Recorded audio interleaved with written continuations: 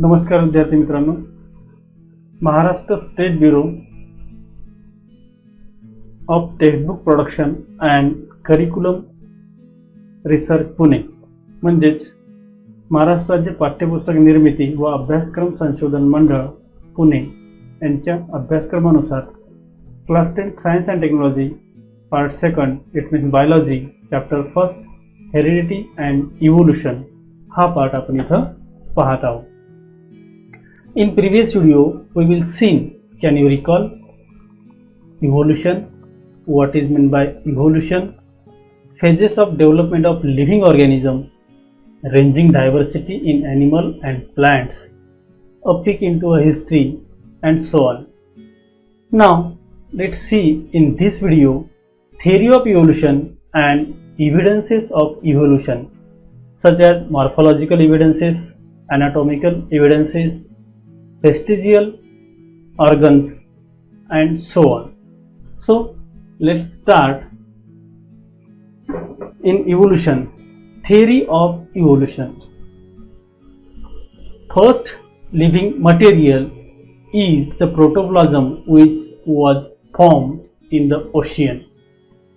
विद्यार्थी मित्रांनो, उत्क्रांतीचा सिद्धांत या मुद्द्यामध्ये पहिला मुद्दा आहे की पहिला सजीव मटेरियल किंवा सामग्री म्हणू आपण, पहिलं सजीवासाठीचं जे मटेरियल आहे हे समुद्रामध्ये तयार झालं होतं आणि ते मटेरियल म्हणजे protoplasm. First living material is the protoplasm which was form in the ocean. Now this give rise to unicellular organism in gradual time. This give rise to unicellular organism in gradual time. It means या एकपेशीय सजीवाचं एक हळूहळू एकलपेशी ही वाढत गेलेली आहे, तिच्यामध्ये विकास झालेला आहे.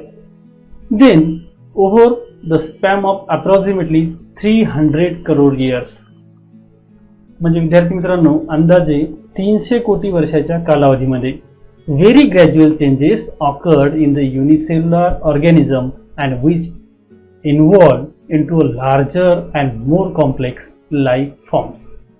म्हणजे या एकपेशीय सजीवांमध्ये हळूहळू जे बदल होत गेले, हे हळूहळू होणारे बदल मोठ्या आणि जटिल अशा जीवांमध्ये रूपांतरित झाले.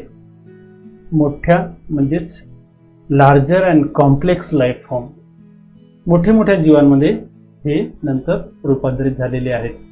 Then fourth point, all round and multidimensional changes occur which resulted in evolution of different type of organisms. म्हणजे विद्यार्थी मित्रांनो, सर्वच्या सर्व म्हणजे पृथ्वीवर सर्वच बाजूनं आणि सगळ्या बाजूनं म्हणून आपण बहुआयामी म्हणता येईल त्याला, बहुआयामी पद्धतीनं एकंदरीत सर्वदूरपर्यंत जे बदल घडले आहे त्याचमुळे आपण विविध प्रकारच्या प्राण्यांचा विकास झालेला आहे आणि हे संपूर्ण पृथ्वीवर घडलेलं आहे. Then let's see theory of evolution. First one, organisational evolution and the progressive development of plant and animal over a very large time, and it is called organizational evolution. आता ऑर्गनायझेशनल इव्होल्यूशनला आपण संस्थात्मक विकास असं म्हणायचं. ऑर्गनायझेशनल इव्होल्यूशन म्हणजे संस्थात्मक विकास, म्हणजे खूप मोठ्या कालावधीमध्ये वनस्पती आणि प्राण्यांच्या ज्या काही प्रगतशील म्हणजे विकास करू शकणाऱ्या अशा ज्या काही आहेत याच्या विकासाच्याच प्रगतीला किंवा त्यांच्या विकासाला आपण संघटनात्मक म्हणजे ऑर्गनायझेशनल उत्क्रांती असं म्हणू शकतो. Let's see evolution. Development of living organism from organism म्हणजे development of living organism from the ancestor having a structural and functional organisation is called evolution. आता नेमकं विकास किंवा उत्क्रांती तर बघा, वेगवेगळ्या रचनात्मक का? कारण स्ट्रक्चरल अँड फंक्शनल, रचनात्मक आणि कार्यात्मक संस्था असलेल्या जे काही पूर्वज होते अँसेस्टर्स आहे, अँसेस्टर यांच्याकडून सजीवांची जे काही विकास झालेला आहे यालाच आपण इव्होल्यूशन म्हणजे उत्क्रांती असं म्हणत. पुढे जाऊयात विद्यार्थी मित्रांनो. पुढचा मुद्दा बघायचा आहे आपल्याला. यामध्ये बघणार आहोत आपण evidences of evolution. Evidences of evolution. Let's see. Evolution is a everlasting process of change. म्हणजे विकास ही एक बदलाची प्रक्रिया आहे. बदल होत असतात, चेंजेस होत असतात. एव्हरलास्टिंग, सतत बदल होत असतात. ही एक प्रक्रिया आहे. विकास अचानक नसतो होत. विकास होण्याची ही एक प्रक्रिया आहे. याच्यामध्ये सतत चिरंतन म्हणून आपण याला बदल होत असतात. आणि the proof to support this process is called evidences of evolution. आणि याच बदलाच्या जे काही पुरावे आहेत, याच पुराव्यांना आपण एव्हिडन्सेस ऑफ इव्होल्युशन म्हणजे उत्क्रांतीचे पुरावे असं म्हणायचं. And which are, first one is the morphological evidences, second one anatomical evidences, third one vestigial organ, fourth one is paleontological evidences, fifth connecting links, and last or sixth one embryological evidences. These are the 6 evidences which prove that the evolution is an everlasting process of changes. Okay, now let's see evidence of evolution, and it's known as morphological evidence. In this, similarities is in the external and visible features. Similarities in the external and visible features is called as morphological evidences. म्हणजे विद्यार्थी मित्रांनो, feasible features, external and visible, दिसणारे, बाह्य, बाह्य आपण दृश्यमान म्हणून त्याला, दिसणारे, बाह्य आणि दिसणारे अशी जी काही वैशिष्ट्ये आहेत यांच्या सारखेपणाला, यांच्या समानतेलाच बाह्यरूपकीय पुरावे असं म्हणायचं किंवा मॉर्फोलॉजिकल एव्हिडन्सेस असं म्हणायचं. In animals, similarities in the structure. Let's see, remember that, similarities in the structure and such as mouth, nostrils and ear pinna. It means position of eyes, thickly distributed body fur on hair, body fur or hairs. म्हणजे या प्राण्यांमध्ये तोंड, nostril, नाकपुडी, कानाचा पडदा, डोळ्यांची असलेली जागा आणि अंगावरचे छोटे छोटे लव म्हणून आपण त्याला किंवा फर म्हणतात, केस, यासारख्या संरचनेमध्ये आपल्याला समानता पाहायला मिळते. ही समानता मी तुम्हाला पुढे दाखवतोच. Then in plant, similar characters such as leaf shape, leaf venation, leaf petiole etcetera. म्हणजे आपल्याला जे प्राण्यामध्ये समानता पाहायला मिळाली तीच समानता वनस्पतीमध्ये सुद्धा आहे. यामध्ये काय समान आहे? पानाचा आकार, पानामध्ये असलेल्या शिराची रचना, प्रत्येक पानाच्या देठाची रचना, या सर्वांमध्ये आपल्याला बऱ्यापैकी समानता पाहायला मिळते. And these similar features indicate that origin of different animal and or plant, origin of different animal and plants must be same, having a common ancestor. म्हणजे एकंदरीत या समान गुण वैशिष्ट्यामुळे आपल्या एक गोष्ट लक्षात येते का खरंच एवढे जर सगळं साम्य या प्राण्यांमध्ये आणि वनस्पतीमध्ये असेल तर नक्कीच कुठंतरी या सर्वांचा पूर्वज हा एकच असावा. बघूयात, इथे एक आपल्या टेक्स्टबुकमध्ये दिलेले काही पिक्चर्स आहेत ज्याच्यामध्ये तुम्हाला खरोखरच आपण जेव्हा बघितला मुद्दा होता दुसरावाला, ॲनिमल संदर्भात तोंडाची रचना, नाकपुडीची रचना, कानाची रचना या चित्रामध्ये व्यवस्थित दाखवलेलं आहे. आपण चित्र बघूयात. Let's see picture and it's non as morphological evidences. इथं बघू, वर 3 प्राण्याची रचना दाखवलेली आहे. यांचे कानाचे पडदे, डोळ्याची रचना, नाकाची रचना, तोंडाची रचना ही जवळजवळ समान असल्यासारखी वाटते. समानता आहे याच्यामध्ये. त्याचबरोबर खाली काही वनस्पतीची चित्र दाखवलेली आहेत. आपल्या टेक्स्टबुकमध्ये हे चित्र तुम्हाला आवश्यक पाहायला मिळणार आहे. तुम्ही ते पाहू शकता. आणि माझी एक विनंती आहे सर्वांना की हा व्हिडिओ पाहत असताना शक्यतोवर आपलं जे टेक्स्टबुक आहे हे सोबत असायला काहीच हरकत नाही किंवा ठेवणं अतिशय तुमच्या कामाचं असणार आहे. तर ही होती मॉर्फोलॉजिकल एव्हिडन्सेस. प्राण्यामधले असलेल्या बाह्य आणि दृश्यमान समानता तसंच वनस्पतीमध्ये असलेली समानता यावरून एक गोष्ट लक्षात येते, ती म्हणजे आपल्या सर्वांचा पूर्वज हा एकच असावा. पुढे जाऊयात. पुढचा मुद्दा बघायचा आहे आपल्याला याच पाठामध्ये. Second, evidences of evolution are anatomical evidences. Anatomical evidences. Let's see. First point, human hand, cat's foreleg, flipper of whale and patagium of bat show different in their features. बघा, इथं मानवी हात, मांजराचा फोरलेग म्हणजे पुढचा पाय, वेल्स, पेंटेजियम म्हणजेच व्हेल माशाचा पर किंवा पंख म्हणू आपण, अँड बॅटचं पेटेजियम. पेटेजियमला आपण काय म्हणतो? पेंटेजियमला पंख, वटवाघोळीचा पंख. यांच्यामध्ये जे डिफरंट आहे हे त्यांचं ते वैशिष्ट्य आहे. Those organs also have different uses. आणि या प्रत्येक अवयवाचा उपयोग हा सुद्धा वेगवेगळा आहे. So however the structure of bones and bony joints म्हणजे यामध्ये असलेल्या हाडाची रचना आणि त्या हाडांचे जॉईंट, जोड म्हणू आपण, हे जोड in organs of each of those animals show similarity. म्हणजे हाडाची रचना आणि त्यांचे जॉईंट याच्यामध्ये तुम्हाला पूर्णपणे समानता दिसून येते. बघा काय सूचित करते मग हे? This is an induction that all those animals originated from a common ancestor. यावरून एकच आपल्या लक्षात येतं की या सर्व प्राण्यांची उत्पत्ती त्यांच्या पूर्वजापासूनच, म्हणजे त्यांच्या कॉमन अशा म्हणजेच एकाच पूर्वजापासून झालेली असावी. Let's see the picture which is included in our text book also. हे बघा, इथे एक चित्र दिलेलं आहे. या चित्रामध्ये आपण चित्र पाहू शकतो की इथं काय काय दिलेलं होतं? ह्युमन हँड, कॅट्स फोरलेग म्हणजे मानवी हात, मांजरीचा पुढचा पाय, एक देवमाशाचा पंख आहे आणि तिसरं होतं वटवाघोळीचा पंख. तर ही अशी रचना आहे. तर यामध्ये तुमच्या लक्षात आलं असेल की हाडाची रचना, त्याचे जॉईंट, त्याचं हाड, मोठा हाड, त्यानंतर 2 हाडे आणि नंतर बारीक बारीक हाताचा पंजा वगैरे. यावरून एक गोष्ट लक्षात येते की खरंच या सर्व प्राण्यांची म्हणजे मानव, मांजर, वेल आणि बॅट कुठंतरी यांचा ॲन्सेस्टर हा काय कॉमन आहे.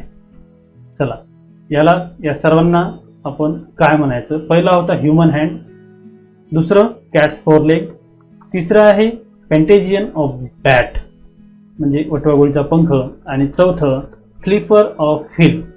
So those are the anatomical evidences of evolution. म्हणजेच हे आपल्या उत्क्रांतीचे पुरावे आहेत. ठीक आहे, त्यापुढे जायचं आहे आपल्याला. यानंतरचा जो काही आहे इव्होल्युशन, त्यामध्ये बघत असताना त्यापूर्वी आपल्याला बघायचं आहे इव्होल्युशन अंतर्गत कॅन यू टेल और can you recall. First question, which are the different organ in body of organisms. म्हणजे विद्यार्थी मित्रांनो, which are the different organ in the body of organism. सजीवांच्या शरीरात वेगवेगळे असे कोणते अवयव आहेत? शरीरात म्हणजे सजीव आहेत त्यांच्या शरीरामध्ये जे अवयव असतात हे नेमकं कोणते कोणते अवयव आहेत याबाबतचा प्रश्न आहे. Let's see. In higher animal show different body organs and system that carry out the specific function. म्हणजे मोठे मोठे जे प्राणी आहेत त्यांच्या शरीरामध्ये वेगवेगळ्या प्रकारचे ऑर्गन असतात, त्या ऑर्गनच्या सिस्टम्स असतात, म्हणजे अवयव आणि अवयवापासून अवयव संस्था बनलेल्या असतात आणि ही प्रत्येक संस्था त्यांचं कार्य पार पाडत असते. Each system consist of a definite organ. प्रत्येक सिस्टीमला एक डेफिनेट असा एक वैशिष्ट्य असा अवयव असतो. In the thoracic cavity there are lungs and heart. in skull brain is located. म्हणजे स्कल, डोक्याची जी कवटी आहे याच्यामध्ये ब्रेन असतो. लंग्स आणि हार्ट हे थोरॅसिक कॅव्हिटीच्या आतमध्ये ठेवलेले असतात. In abdominal cavity there is stomach. Abdominal cavity जी आहे आपली म्हणजे छातीच्या पिंजऱ्याच्या खालचा भाग, तिथं स्टमक आणि इंटेस्टाईन असतं, लिव्हर आणि किडनी ॲज एक्स्ट्रा. ह्या सगळ्या गोष्टी आपल्याला त्या भागामध्ये म्हणजेच which are the different organ in body of organism. सजीवाच्या शरीरामध्ये कोणकोणते घटक असतात त्याविषयी माहिती होती. Now let's see second question. In each of the organs useful to organism, म्हणजे प्रत्येक ऑर्गन किंवा प्रत्येक अवयव हा सजीवासाठी उपयुक्त आहे का? आता हात आहेत तर खरंच आपल्याला हात उपयोगाचेच आहेत, तर तुम्हाला हा विचार करायचा आहे की खरंच आपल्या शरीरामध्ये जे काही अवयव आहेत ते सर्वच आपल्या कामाचे आहेत का?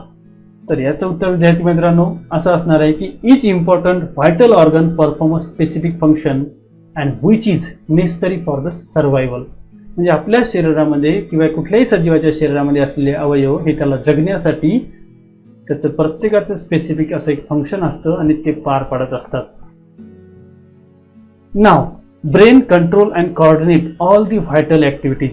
आणि आपला जो मेंदू असतो हा मेंदू हा आपल्या सर्व कार्यावर नियंत्रण ठेवत असतो. Heart is responsible for the circulation of blood through out the body. शरीरामध्ये रक्ताभिसरण संस्थेचं जे काम असतं ते पार पाडण्यासाठी हार्ट खूप महत्त्वाचा आहे. Lungs perform respiration. श्वसनासाठी लंग्स महत्त्वाचा असतो. Kidneys filter out nitrogenous waste. आपली जी किडनी आहे हे नायट्रोजनस वेस्टला फिल्टर करतं. देन म्हणजे रक्तामधून नायट्रोजनस जे पदार्थ असतात त्यांना वेगळं करण्याचं काम आपली किडनी करते. म्हणजे किडनी ही अतिशय महत्त्वाचा असा अवयव आहे. In this way each organ perform its own function. म्हणजे प्रत्येक अवयवाचं एक विशिष्ट असं काम असतं. Only few organs such as appendix do not perform any function.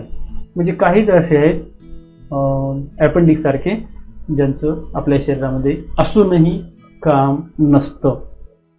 So let's see another point in this content.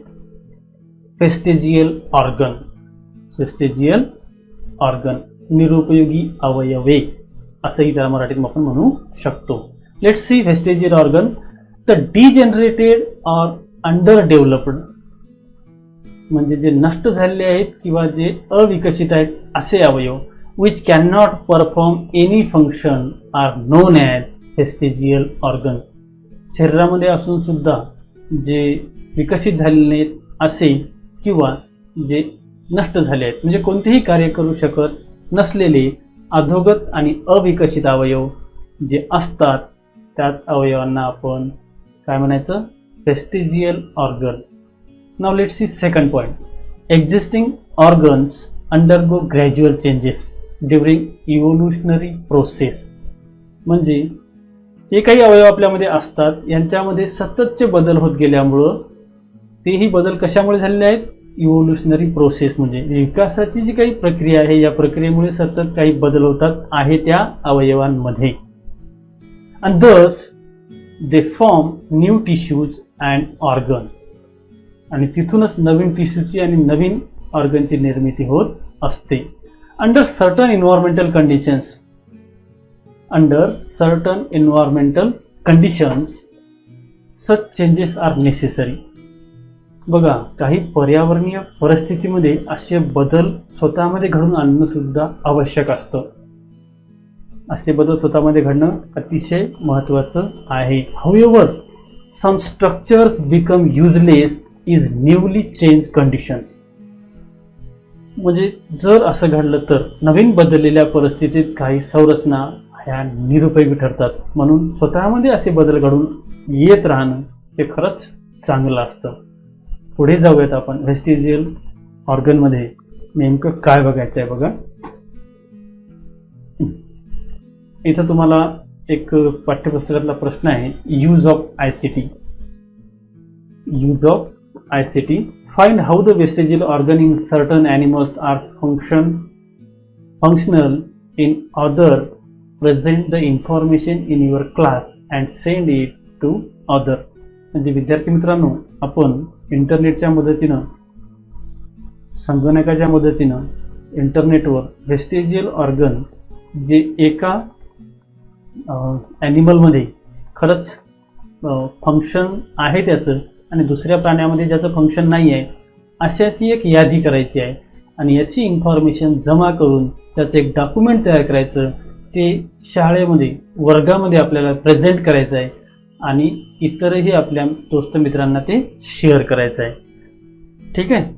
हा जो यूज ऑफ ICT आहे हा नेमकं कसं करायचं याविषयीचा एक स्वतंत्र व्हिडिओ आपण याच व्हिडिओच्या लिंकमध्ये देणार आहोत. तीही माहिती तुम्ही घेऊ शकता. यापुढे जायचं आहे आपल्याला. याच पाठामध्ये पुढचा मुद्दा बघायचा आहे. Let's C.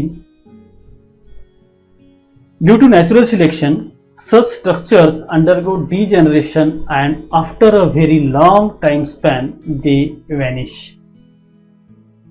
म्हणजे बघा, बऱ्याच नैसर्गिक निवडीमुळे म्हणजे नॅचरल सिलेक्शन, नैसर्गिक निवडीमुळे अशा प्रकारच्या रचनांमध्ये अधपतन होते आणि बऱ्याच दिवसानंतर अशी काही ऑर्गन नष्ट सुद्धा होत असतात.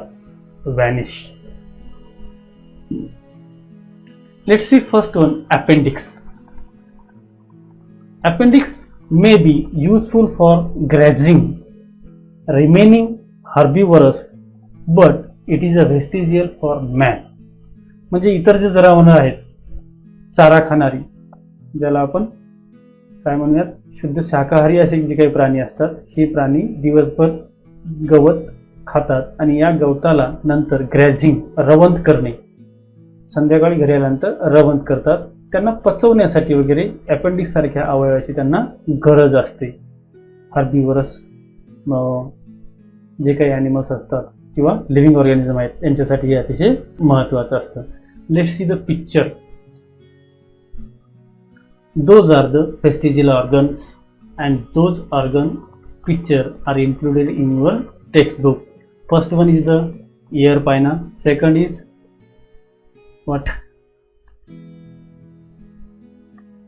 Wisdom teeth, appendix, and last one is the coccyx bone. Then let's see next, about that. Let's see picture's name. It is a appendix, it's a tailbone, then ear pinna and wisdom teeth. Those are the vestigial organ of human being. हे मानवामध्ये असलेले काही vestigial organ आहेत. Then let's see next point of our video. In next video we will see evidences of evolution such as paleontological evidences or remaining